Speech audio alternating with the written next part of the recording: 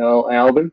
I'm the host and the founder of the Jazz Confusion My Power name Hour. is Dion Parson, and I'm honored to share my passion of music with you, our listening audience, through my cultural heritage.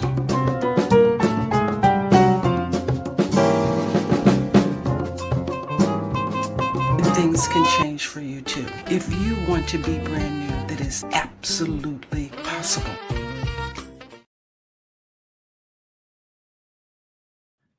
Good evening, everybody, and welcome to another edition of the Jazz Confusion Power Hour. I'm your host, Mel Albin. I'm the founder of the radio station, the Source TV Radio Network, and I'm also the founder of the Jazz Confusion Power Hour. So let me start off by telling you a little bit about the radio station. The the Source TV Radio Network was founded for two reasons: to keep jazz alive. We try to bring you some of the best in jazz, and we try to really help promote jazz artists. And because what's happened is FM radio has really pretty much eliminated most jazz stations, and through syndication, they've eliminated most local FM stations that used to broadcast jazz. So the mission of Source TV Radio Network is to keep jazz alive. So we play jazz 24/7. Now let me tell you a little bit about what Source is. Source is a 501c3 nonprofit. And aside from promoting jazz and jazz artists, the other thing we do is we also work to promote Black and minority micro businesses. These are businesses that are too small to be on the finance radar, and too small for places like Shopify or Amazon. They're basically home micro businesses. So we give them time on our station to be able to bring you the products and services they have in order to make sure that they can build generational wealth in the community and that businesses succeed.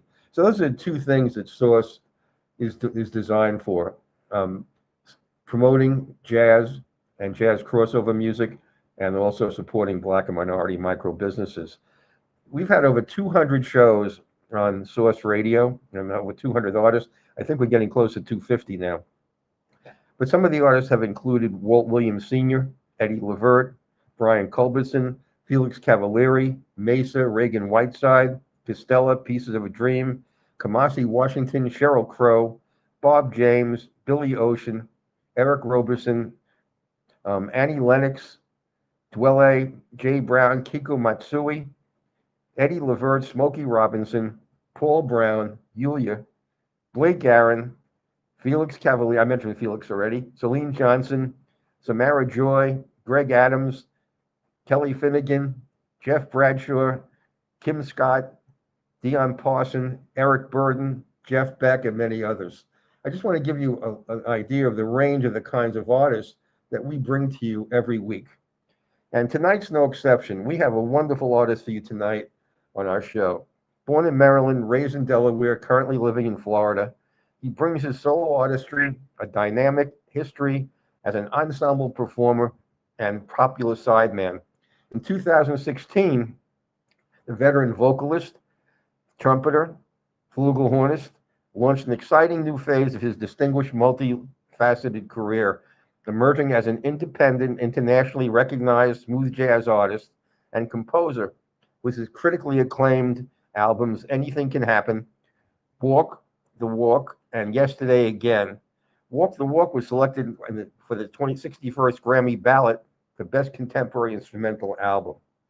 His previous album, Anything Can Happen, was released on April 7th, 2023. And once again, he worked with producer Paul Brown, as well as first-time collaboration with producers Greg Manning, Roberto Vally, Jeff Canady, John Cassidy, Dennis Johnson, and Adam Hawley. He's a remarkable artist, and we're really so glad to have him on the show tonight. And I want to give you a little bit more about his background before we bring him on. He's recently released songs from his fourth studio album. It includes the hits singles Until I Met You, It Just Feels Right, featuring Niels, and Weekend Games, featuring Michael Polo. Weekend Games climbed to number 22 on the esteemed Billboard Smooth Jazz chart. His songs are top 50 on such prominent outlets as Billboard Smooth Jazz, National Airplay and Audience charts, America's Music Chart, powered by MediaBase. The Smooth Jazz Top 50 album chart, Smooth Jazz radar chart, Smooth Jazz Indie chart, Smooth Jazz Network Top 100 chart, Groove Jazz Music chart, Top 30. I can go on and on. He's been a hit maker on many, many, many different platforms. So without spending any more time, I want to bring him on. So please welcome tonight's special guest, Rob Zinn. Welcome, Rob. Hey, Mel. Thank you. How you doing, brother? It's great to be here. How are you? I'm doing fine, thank you. You know, the weather here in Maryland, I'm just north of D.C. It's 97 degrees today. It's like Florida. It is, even though it does say St. Petersburg, Florida. That's where I live. I've been doing a couple dates, Northeast dates. So I'm actually parked at a friend's house in a house in Delaware. So I'm recording from his office in Wilmington, Delaware. So it was like 97 today. I'm like, come on, man. That's Florida weather, like you said. It's supposed to be 105 tomorrow. The heat index is supposed to be even worse, you know, but nice. Anyway, what I want to do is I want people to get a really good idea about what's cooking in 2026. We're almost halfway finished. What do you have going on? Are you going to be in the studio? Are you going to be performing? What are you doing? Okay. I do my pilgrimage out in January around NAMM time, and I usually record with, certainly Paul Brown. I did a couple songs with him, and Nils as well. Nils Jipner, guitar. Everyone knows him as Nils.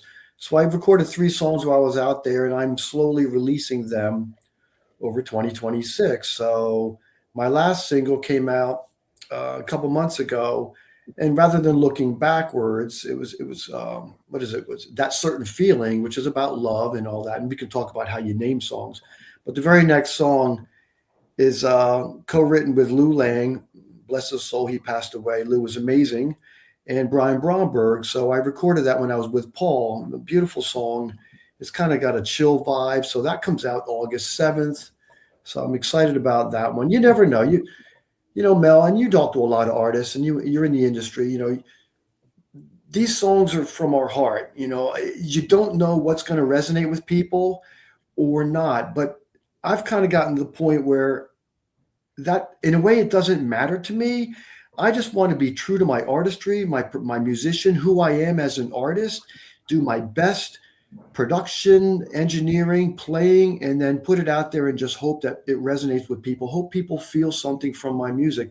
That's all I can do. I can't guarantee anything. So it's a real sexy vibe song. And we can, all my songs are different, but this one's called Pillow Talk. So it's a little sexy there. Oh, that sounds really interesting. That's great. I want people to get to know how you became Rob Zinn. And you mentioned Nils Jipner.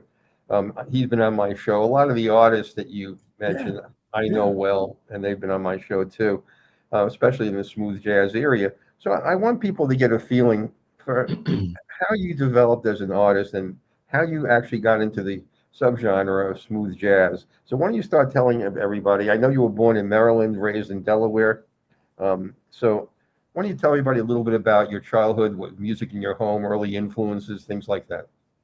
Yeah, I don't know if it's unique to other people, but it certainly had a major imprint on my life. My mom, I was just telling some friends about this. My mom and dad would have those record players, and they would stack like 6 albums on there, and they would just play one after another. But it was Sinatra, it was Jackie Gleason and the big band, it was Jack Jones. It was guys like Engelbert Humperdinck and Mel Torme and Andy Williams. So I heard these when I was a kid. I didn't know who they were, but they were just infused into the music and the melodies. So that stuff. So I just was around music all the time as a child. Yeah, different style of music. And of course, when I got a little bit older, my sisters were older than me, so I started hearing bands like the Rascals and the Grassroots and the Beatles and some of those things. And I'm still a kid, so I don't have an impression necessarily about that at all. And then when I started to become more aware of my own music, it was Chicago and Steely Dan and Tower of Power and the Brecker Brothers and Earth, Wind and Fire. So I started kind of like Pat Williams was a big album back in the day. Tom Scott, LA Express, Tom's, oh my gosh. So those things started to have an impact on my early music career. And of course, Herb Alpert, Chuck Mangione, and those guys, I was like, man, I got to listen to those cats, Miles Davis. And it started to grow from there. More trumpet-centric things. Where'd you get the trumpet? What made you pick up the trumpet? Well, I wanted to play drums because I'm always banging on stuff and making noise and shit. So, oops, sorry about that. So making noise and just making noise and rhythmic stuff. So, but my mom and dad had, of course, other ideas like, you're not going to play drums, you're going to play trumpet, because my grandfather was a trumpet player back in the 1920s, but even before jazz was created, quite honestly, as you know. So big bands and, concert type bands, but just marching bands. So he played the dances back then. And I am lucky enough to have his trumpet from 1920. So I guess my parents decided I should play trumpet, and I'm very happy that they did that for me because it's a great instrument. When you picked up the trumpet, did you say, this is going to be my instrument? Did you know right away, or did it kind of grow on you? I think I was only 9 when I picked it up. I never really thought about it. It was like half the size of me. I was really tiny. I never thought about it, but I guess music has always been part of who I am. And quite honestly, as I've gotten older, more, it's not even a choice, Mel. It's like, this is part of my DNA. And I think if you talk to a lot of other artists, it's like, it just defines them as people. It's not like, oh, I'll just be a musician. It's who we are. It's just part of who we are. Yeah, and one of the things I find interesting is how people choose a particular instrument.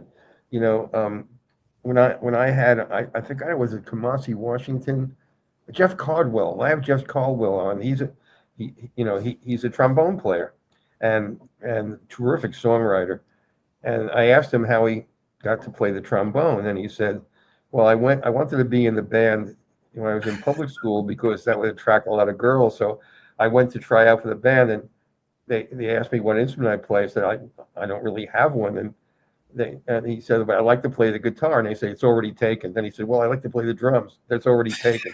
Then he said, well, I like to play the sax. He said, what do you have left? He said, the trombone. And that's how he became a trombonist. I've heard those stories, and that's exactly right. Luckily, I guess I was able to get trumpet. I was so little, I couldn't play trombone with the arms and all that. But I love sax. I love guitar. I love all those things. I play other instruments, but not that I'll admit publicly too much. But just trying to get proficient at one instrument is a challenge in my lifetime. So I'll just stick to that. Where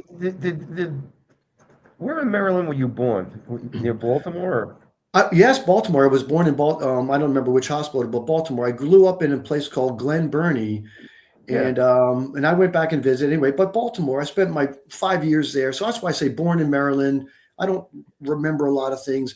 All my musical experiences happened in Delaware. And I was very fortunate to have a very rich music program, which I think arts are being cut around the country. Don't quote me on that, but I think they're being cut. I had jazz band, stage band, we called it, multiple schools in junior high. So I had no idea what I was about jazz and improvisation until I started doing it. And then my high school jazz band was very good. We had competitions with great schools and amazing players who went on to, play and do very, very well in school. And the all-state band, jazz band, I was a member of that for 3 years, soloist chair for 3 years. I was just so lucky to have these opportunities to shape. And I wanted to become a music major, but my dad had other ideas. So that didn't happen, which is okay. So I did other things, always played music. What did you go to college for? Information technology. I got an accounting degree. Like, no offense to the accountants out there, but it's like that wasn't real creative for me. So I got into IT, and it was a good business. But I always played big bands. I cut my teeth on big bands. I was a teenager and got paid to play Glenn Miller type stuff, and it was amazing. It's learning how to play in a section and as a unit, a cohesive reading, blending.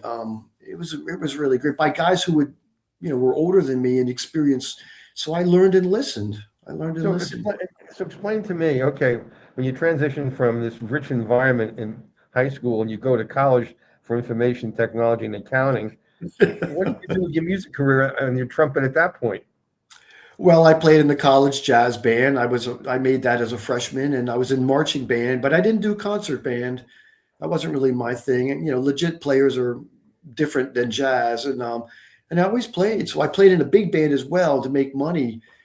I did over my career, I did blues, I did original ska, I cut some blues albums, did some ska stuff, and just kind of. And you talk to a lot of guys, and they all have similar experiences. 4-piece jazz groups, the Great American Standard Songbook. I mean, I love that. Influences Freddie Hubbard, Chet Baker, Miles Davis, those cats. Dizzy Gillespie. Lee Morgan, big favorite, right out of Philly. Lee Morgan, these guys. So you kept pursuing music, even though always, Yeah. Mel. I never stopped, and except during a period of my life when I had to pay attention to being more of a parent. I gave up music for 3 years, just to be a full-time dad. But for the most part, I've always played, and it's been good. When would you date what you would consider your first professional performance or recording? When would you date that? My first professional, do you think like by getting paid for the first time? Yeah. All right. I was 17 years old. I was still in high school. And it was a big moment for me because I had a neighbor who played in a big band back then. And he used to hear me practicing. And I think eventually what happened was he's like, okay, Bobby's finally ready. Maybe he's good enough. So come on in. We need a trumpet player. So I was 17 years old. I got paid $15. It was great. So much fun. So you, even though you were pursuing another career in college, you never gave up music. That was always your first love. A huge part of my life, rock and roll, all kinds of music, just music, it was great. All right. And that was important because that fed into the career that I currently have today, which we'll talk about later. But all those experiences and styles and has led me to where I am now. So we'll chat about that, I know, later. Definitely, we're going to do that. I want people to hear some of your music. So let's play the first song of the evening. I want to play the song "Take That." Why don't you tell people the backstory on "Take That"? All right. I hope I don't get in trouble, but I'm going to be full disclosure, transparency, and all that. So for those of you who don't really know, it's a challenge for us artists to get noticed, and it's a challenge for us to get on that national platform called SiriusXM. It's a big thing. Everyone wants SiriusXM. It's not the end all to be all, but I was striking out and I wasn't getting anything on SiriusXM, and I kept starting to doubt myself. So I wrote this song with amazing Greg Manning, which you all know. And it was kind of one of those things like, I'm going to come out with this very aggressive song, which you'll hear, and I'm going to call it "Take That" with an exclamation point, because I was kind of tired of not what I thought was, where's that success? And wouldn't you know, this was the first song SiriusXM ever picked up. It's called "Take That." Don't be mad at me, Talia. Well, let's play it for everybody. This is "Take That" by Rob Zinn.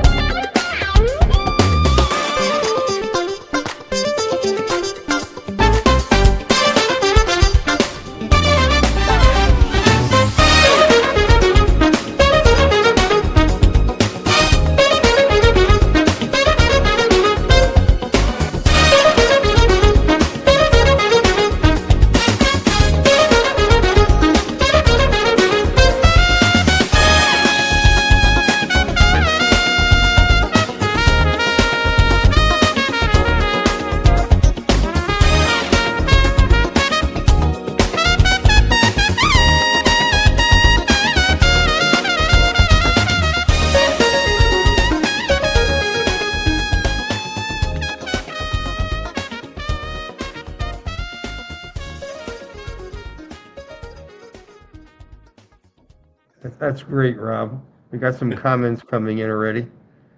Great groove. John Paddington likes this one. Who's on bass? Paul Westfall's asking. That would probably be Greg Manning doing a synth bass on that particular song. So sorry to disappoint you, but he probably, Adam Hawley does them. It just depends on what the song calls for. It could be a keyboard bass, or it could be a live bass, and I use both. I use both depending on the song. What the song I guess that's why he was asking. Yep. Great horn, bro. Thank you. He wrote, "Love the beat." Thank you. Okay, you got some people listening in, enjoying the music, which is always nice. Always. Yeah, what kind of horn were you playing in that? Why don't you tell people a little bit about the instrument? Yeah, Mel, when I first started this, playing, these grand illusions of, okay, I want to be this national artist, and that's pretty complicated, but it was like I wanted to do that. So part of that, I thought, initially I thought, am I good enough trumpet player? And I quickly realized that it's not about the notes you play and all that. It's all part of it, but I quickly realized that it's called the entertainment business, and it's about how you present yourself, what you wear, your dialogue with the audience, your interaction with people. I always go out in the audience. I make them feel special. I connect with the people, and also the horn itself.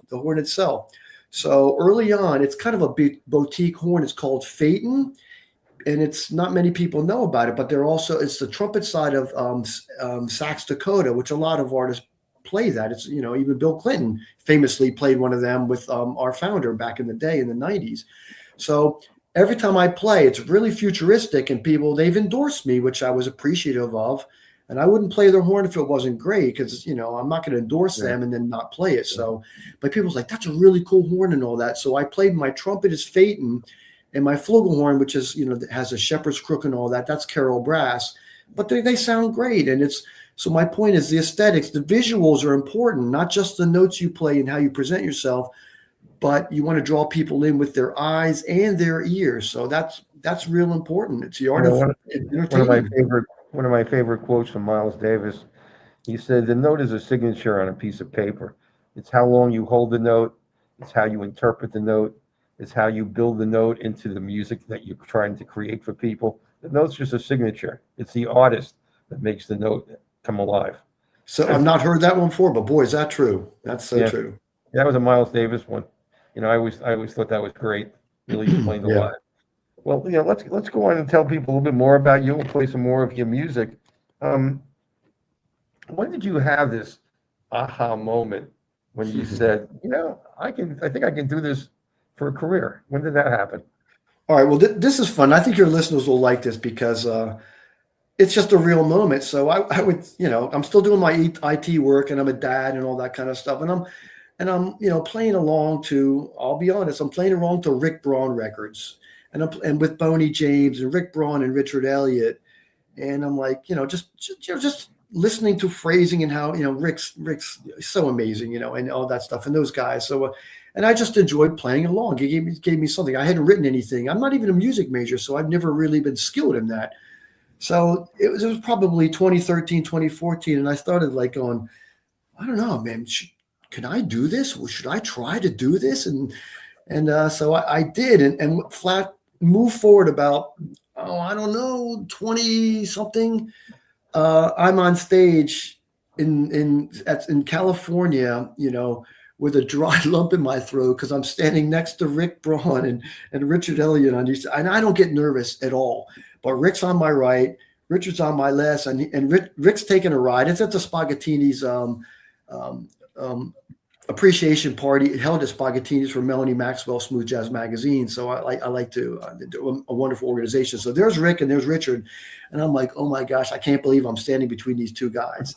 Now I know them, and it's like, cool. Hey Rick, how you doing? Come up and play with me. And the last time I was there, I had Richard come and play Feel So Good with me. But that moment was, I don't know if it's an aha moment, but it was definitely a moment in time where I felt like, maybe I can start to do this. And then, you start getting yourself on these all-star jams, and in the early days, it's like, oh, that's, there's Nick Coleone over there. Oh, there's Brian Bromberg. Oh, there's Adam Hawley. There's,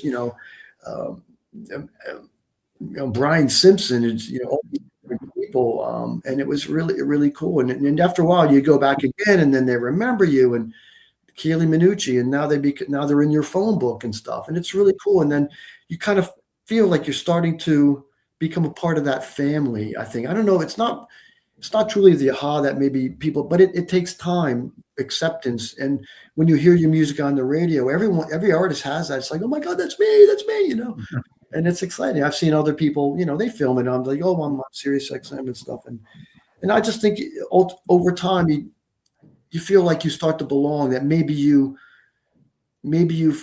achieved certain level of your goals. It's always an uphill climb. And while I don't never feel that I've made it any particular, but it does motivate you to try to and work harder.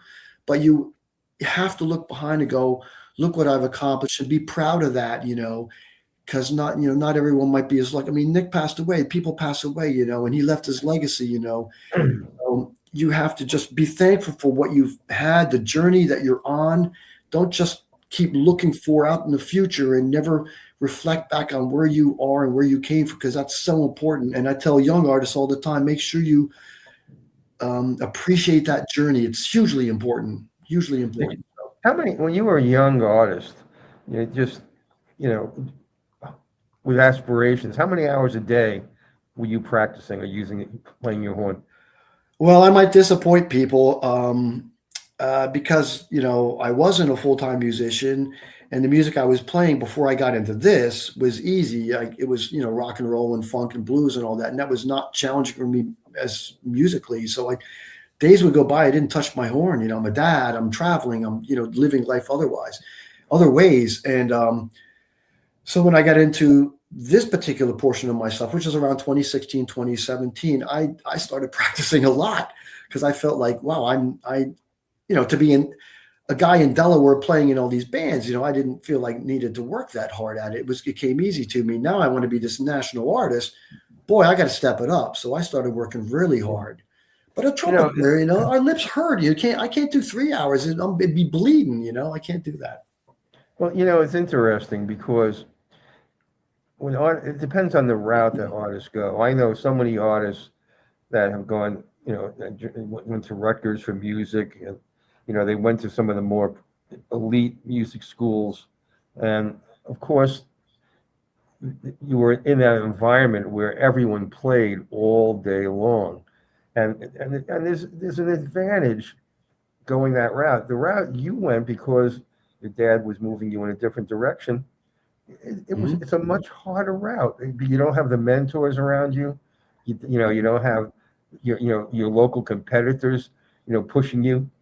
It's a harder route, Rob. And your success says a lot for your talent, because you didn't have that environment every day when building your music career. You're exactly right. I didn't really think about it from that perspective, but it's exactly right. And I know the cats, the guys who went to Berkeley and North Texas State, Miami, the real one jazz schools, as well as other schools. You're right. They were shedding 8 hours a day. Yeah. I never did that. But what I also realized much later in life, and I think a lot of the people you've interviewed probably share these similar stories. Music came natural to me. It was always easy to me.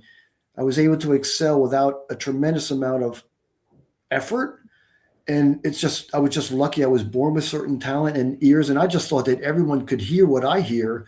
And I only to realize later in life that most people can actually. And those that do, like, have the perfect pitch and the relative, music's nonstop in my head, and how do I get that into my fingers and out? It came naturally to me, but maybe not everyone.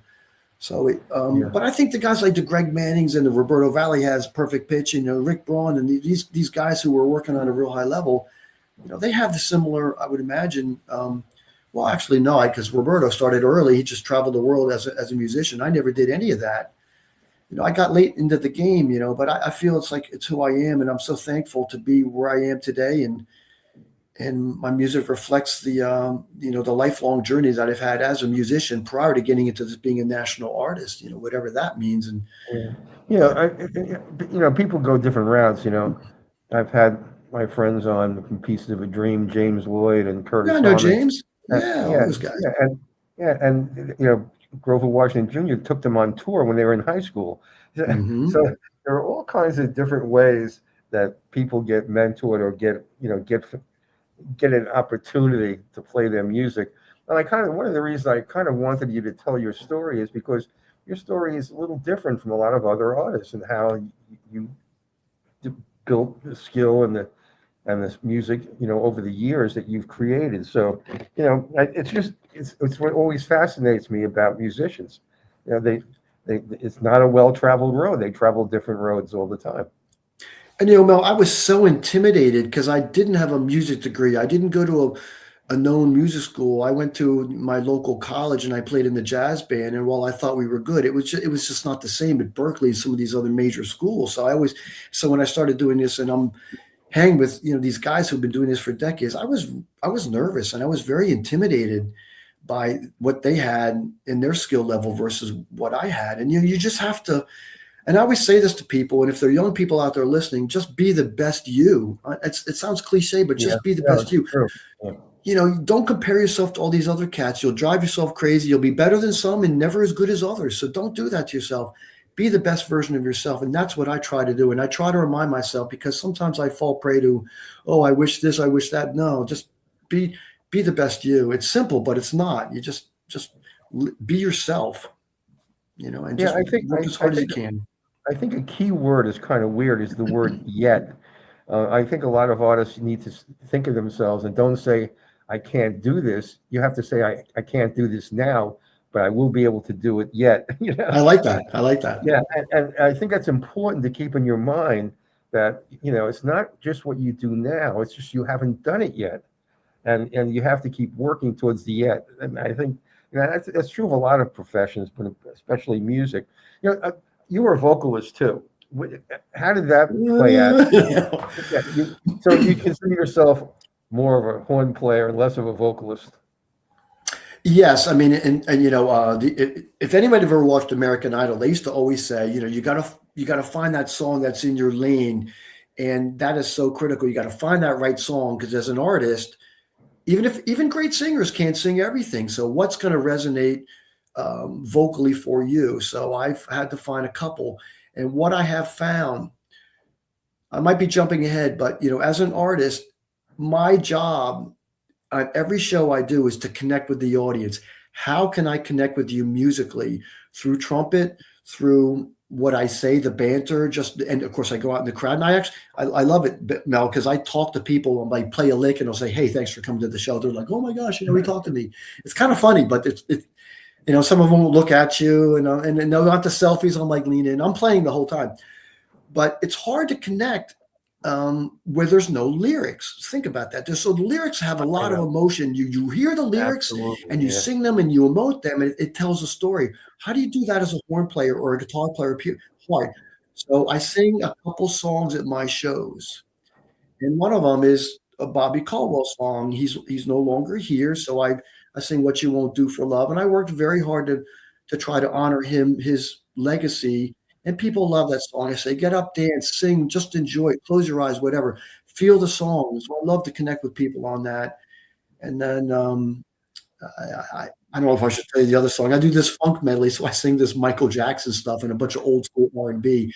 Everyone get up and party at these festivals, get people dancing, having fun. That's what I do. Bobby Caldwell was on my show before he passed away. He's one of my early artists that was on my show. Amazing. I want to play another one of your songs, Amante, and then we'll come back. I want to talk about songwriting with you a little bit. But let's play the song, and you can tell us a little bit about it after people hear it. This is Rob Zinn's Amante.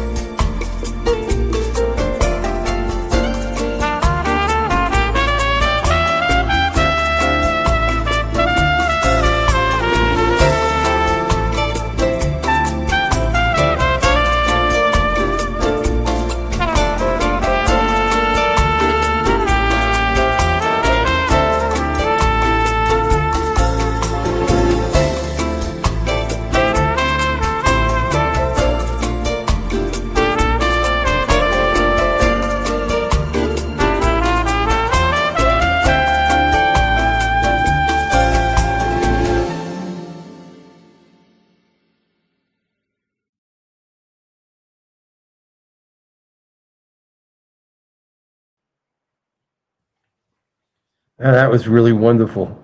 Yeah, you got some interesting comments here. Love the melody. Did you compose this?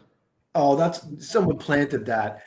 I wrote the melody, and I personally think that's the best melody I've ever written for any of my songs. I'm most proud of that melody. So thank you, Doug, for like noticing that, because it's one I feel very particularly proud about, that melody. Wonderful. Yeah, we usually have a knowledgeable audience. They know what to ask. Yeah. Here's another comment. Who's the guitarist? Oh, I wish I could say take a guess, but it is the wonderful and uber talented Blake Aaron. Oh, Blake. Blake I crushed love it. Blake. He's been on my show also twice. Yep. Yeah. Yep. Wasn't it beautiful? I mean, just what he plays, I couldn't have. It was just great. Wonderful. This was done during COVID, so we weren't together. Thank you. Yeah. Thank you. That leads into a question that Mel's going to ask me later. It has a Stan Getz feel. Yep. Okay. People are really enjoying this. Tell everybody a little bit about the background on Monty, please. All right. So when I compose my music, I don't have a particular style. I mean, it's all contemporary jazz, smooth jazz, whatever you want to call it. But some of my songs, because of my background, is based in blues, R&B, soul, pop, funk, and Latin. And this one, I like to have a Latin song. First of all, I love that kind of music, and it's very Stan Getz-like, so that's a huge compliment to me. And Amante stands for lover in Spanish. So when I had one on my first album called Noche Caliente, which is Hot Night, and I like presenting that kind of music. And I will have a Brazilian song in the future, thanks to my new friend Reza Khan. He's going to help me out. So stylistically, it's such a beautiful form of music, and the percussion and everything. So I really liked it. And we used a harp on that, if you might have heard this. And I got my friend Tom Schuman, who was this keyboard player for a little band called Spyra Gyra. So he helped compose that with me, and which is pretty cool. Amazing. Spyra Gyra, come on, Tom was in the band forever. Yeah. So it's an amazing musician. And so he co-wrote that with me along with Roberto Vally and myself. And songs are stronger when you have multiple people kind of collaborating, and contributing. So I'm particularly proud of that song, and Blake brought a beautiful guitar to it, and we do our talking back and musical talking conversation. I call it back and forth. I love it. You know the harpist Maria Antoinette? Yeah. Mm-hmm. Yeah.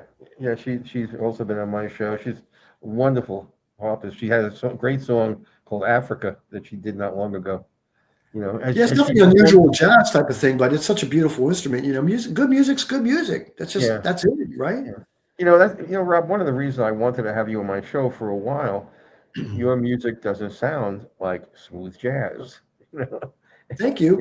It's more complex, and it doesn't have the repetitious aspects of smooth jazz that I think have taken it away from some of the origins of jazz, which was raw and more cutting edge, and that's not there. But I hear a lot of that in your music, and that's why I really wanted to have you on, because you have a different take on smooth jazz. Let's talk a little bit about songwriting for a minute, then we have to move on. We're running out of time. Yeah. How do you write a song? Is it a melody in your head? Do you conceive of an LP with a theme, and then you start to write things? How do you do it? I have friends who do the whole theme LP. I'd never done that. I have a lot of little voice memos on this thing that most of them don't become songs. I do my writing at the piano, and I don't write my songs on trumpet. And since I'm not like this massive, keyboard guy, I'll play. I'm a trumpet player, so I think melodies. So I think in terms of is that a hook, or is that a melody, or is that? And I will come up with rudimentary chords, and then I work with people who like a Tom Schuman, for example, who can take that, or Chris Fischer, guys who are really Greg Manning, keyboard players who are way better than me, and we'll tweak the chords. But and then I'll make sure it's like, no, I want that to be an F minor 7. I wish I had this beautiful thing, like I woke up one morning and just wrote an entire symphony. I don't have that, but I don't know if this is unique to others, or just myself, probably not unique to me, but I hear the entire song in my head. It's wild. Sure. Okay. It's everything, the harmonies and all that stuff. And I have the hardest time getting it out of my head. Most of the time I lose it. I probably had number one hits in my head. And I forgot.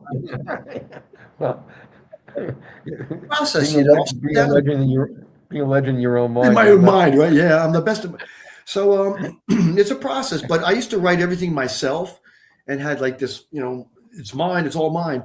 And I realized in talking with great people like producers like Paul Brown, is like, your strong will be stronger if you work. So Lew Laing, man, he passed away last year, and it was a great loss of the music industry. And we co-wrote 5 or 6 songs together, very good, very successful songs. My next one, Pillow Talk, is partly Lew, and All In, one of my favorite songs to play, and my most highly streamed song. That's a Lew collaboration. So when you work with people who have better skills than you, the song is stronger.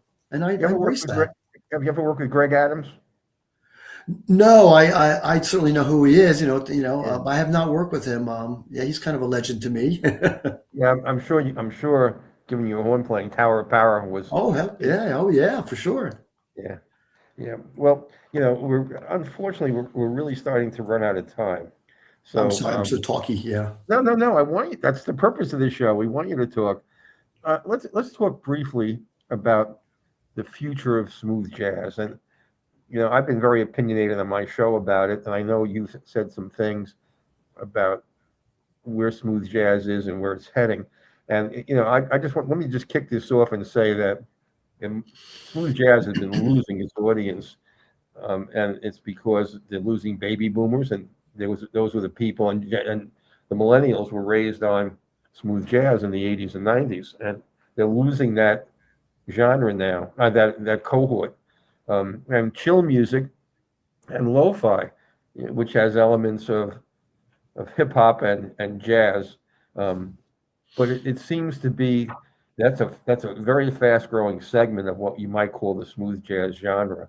How do you feel about smooth jazz and your place in it right now, and what you think you might be doing 5 years down the road? Well, I wish I could paint a rosy picture. I talk to a lot of artists and people like yourself in the industry and all that, and we do see the numbers declining. Radio stations, the terrestrial, the traditional terrestrial radio stations, they're just, brick and mortar, they're just closing shop in major markets, but opportunities for people like you to get the music out there. But when I go to a show, there's no disrespect to anyone, because I'm in this age group, it's 50 years old and up. That's what's happening. And so there's going to come a point that, there are a lot of young people in the business, but, they're not attracting 25-year-olds to see these shows. So how do we fix this? I don't have an answer. I wish I did. From my perspective, I think there's a lot of artists, and I will get on my soapbox and say this. There's a lot of artists who put out great music, just don't get opportunities. I don't know where I stand in the pack. I get to do a lot of big festivals, and I get to do some great clubs. So I feel pretty fortunate. But so many others, you're going to give up, and there's a lot of people, and it's well learned. They've been in the industry for decades and all that, and they're at the top and they're amazing and all that. But there has to be room for others up there as well, And I talk to a lot of people, and I hope I don't get in trouble for this, but a lot of people, fans tell me, like, the same people are at these festivals, and they've earned it and they're incredible. And sometimes it's the same show, but I feel like saying, there are other artists out there who could deliver a show. Just give us a chance, give us a chance. And we don't always get that. Rob, you're absolutely right. But part of that right now is economics. Of course it is. Yes. It's become even more pervasive. A lot of the venues that, they would hear your music and they would promote you in that venue. They won't even do that. You got to promote yourself, and they want to know what were the last 2 or 3 concerts. Did you fill the house? If you didn't, they're not even going to talk to you. So a lot of this isn't about music. It's about, whether people fill seats, and the business side. Yeah, it's become much more difficult, and that's why I mentioned a lot of young artists are embracing chill and lo-fi, and they're starting to really produce some interesting music. I actually know someone who plays a steel pan that does chill music. She's a wonderful young artist. Okay. But this is how it's evolving. It's evolving into a totally different kind of format.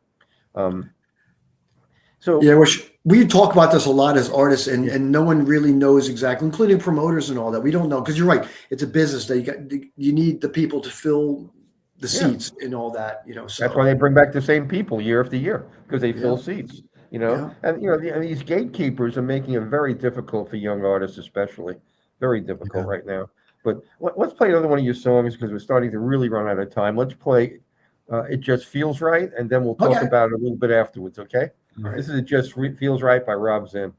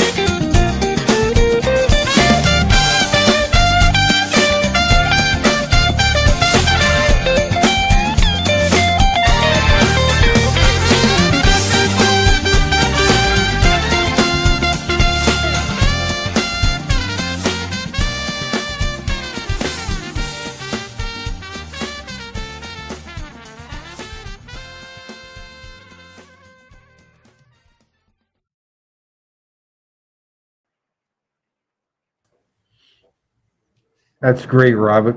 I'll put up a couple of comments. We don't have much time for it. Great breaking key change halfway in, very engaging. Thanks, Gloria. Thank you. People, I guess, are listening carefully. And then another person asks, "Is that Neil's on guitar?" It sure is. Yep. Yeah. Okay.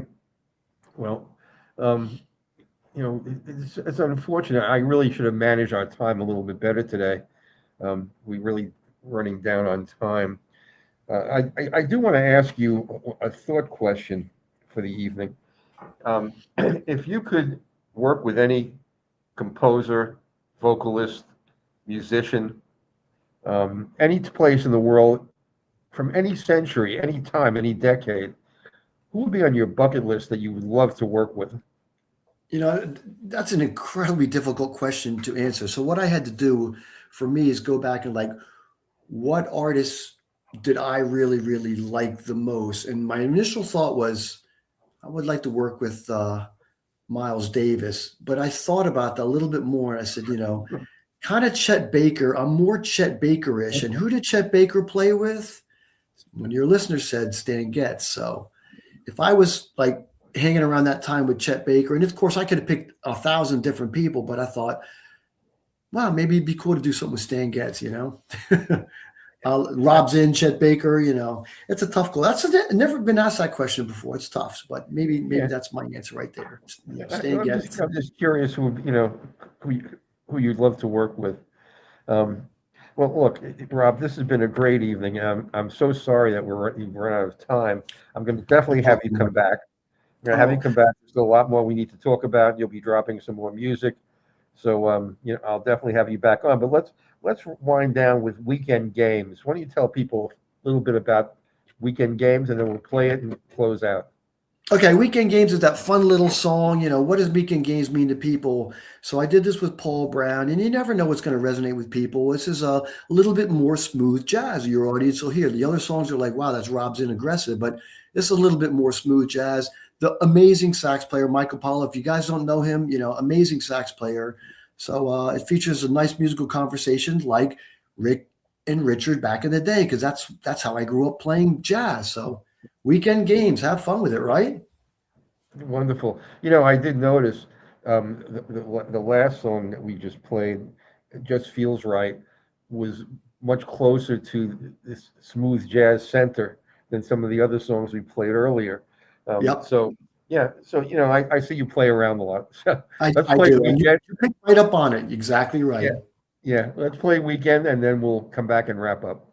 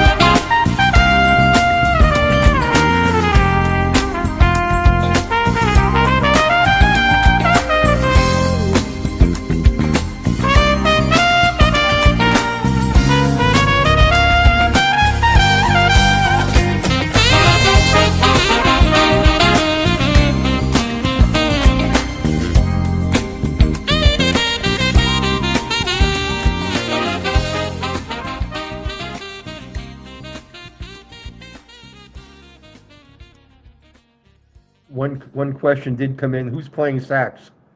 That is Michael Paolo. Yeah, he was with Al Jarreau for many years. He's a wonderfully human being and an amazing sax player. Terrific. Okay. Well, look, this has been a wonderful evening, Rob, and we really have to do this again and have you back because still so much I wanted to cover with you that we never got to. But why don't you tell everybody how they can become a fan, about your website, how they can contact you? Thank you, and my pleasure, Mel. Appreciate you having me on and getting to just share a little bit of my experience with your listeners. It means a lot to me, so thank you from my heart for that. My website is currently going through an overhaul, but right now it's Rob Zinn, ROBZINN.com. You can see my name up there, and from there you can follow me on the various social medias. But the best thing for any artist is to follow us on Bands in Town. I'm sure thousands of your listeners know about Bands in Town. You can follow me. It's a great infrastructure. It's free. It's not just me. You can follow Peter and Vincent and Gala and everyone. So Bands in Town, you'll know in my shows. You don't get spammed with all these crazy emails. You sign up once, and then you can follow all your artists. And every once in a while, like every couple months, I'll send an email out. So you won't get a lot of crap. Bands in Town, robzinn.com. You can sign up right from my main page. You can listen to some of my music. You can hear things that are going on. Follow me on social media, Rob Zinn Music. So it's important. So if you feel it in your heart to follow me, and just please do, because it helps a lot. Trust me, it helps a lot. So and then you'll know when I'm playing in your area, because I play all over the country. And if I can't reach out to you, you don't know it. I hate it when I say, "Oh, I didn't know you were going to be here. I missed your show." Yeah. You can follow me and find out. Thank you. Oh, that's great. Well, Rob, thank you. It's been a pleasure. If you want to hang around afterwards, we can chat for a couple of minutes after the show is over. But I'm going to have you back, and it's been a really delight having you. So thanks again.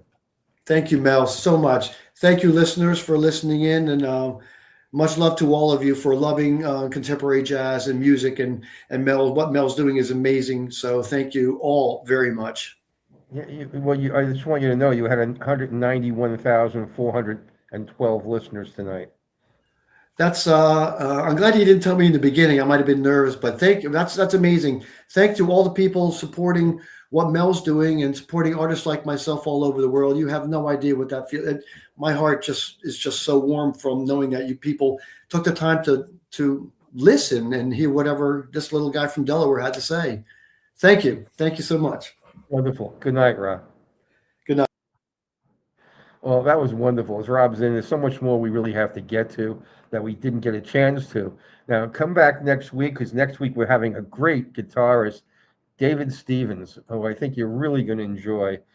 He does not only jazz, he does jazz, soul and jazz R&B, and I think you're going to really enjoy his music a lot. So be sure to come back next week and watch again another episode of the Jazz Confusion Power Hour. And I'm Mel Albin, wishing everybody a very good week, and I'll be seeing you again next Thursday. Bye-bye.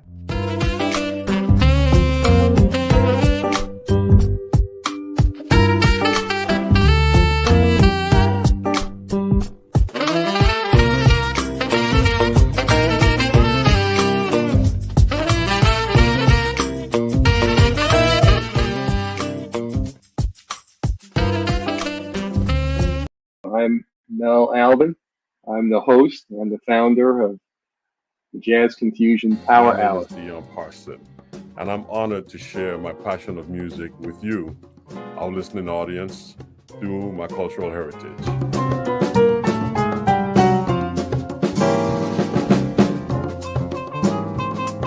Things can change for you too. If you want to be brand new, that is absolutely possible.